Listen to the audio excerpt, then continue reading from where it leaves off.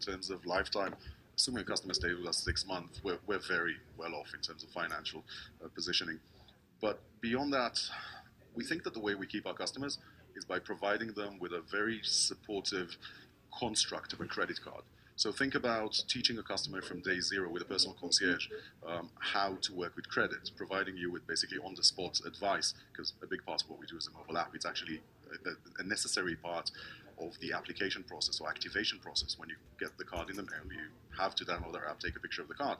And that allows us to teach you how to work with credit with personalized advice, to provide value around every transaction that you make. Look, you don't need to pay for car insurance, for rental car insurance. You already have that in the card, and a whole lot of other things.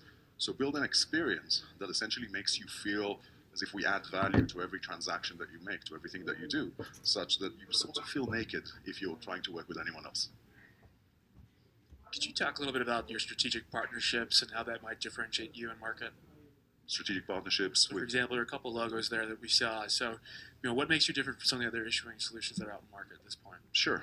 So the logos there are actually companies we worked for, but the thing that makes us very different, first of all, we are the only company in this country that is capable of issuing a premium credit card on day zero. The day somebody gets into the country, before, again, they have an SSN, an address, a bank account. Nobody else can do that.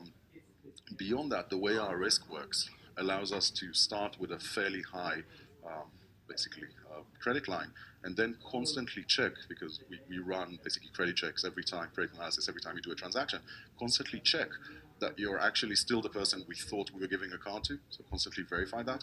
So basically, the way we're positioning this is we can trust you faster than anyone, and we verify it much faster than anyone else. So you must have some more sophisticated know your customer AML.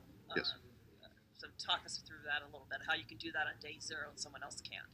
Sure. So I'll use just 6 data points to tell a quick story of how we take someone. So take someone who's, let's say, a director at eBay in China, and this is going to be very simplified. That person today goes on Amex's website, tries to apply for a credit card. They see no social security, an IP address from China, and that's game over. In our case, we look at that person and we say, okay, the IP address comes from China, that's great, but it belongs to eBay in China. And then, so what does that say about the person? And then we look at the email address, and that's ebay.com, and a whole host of other factors like that essentially allow us to build a picture where the only conclusion is, okay, you are in fact, let's say in this case, moving to the US to be a director at eBay.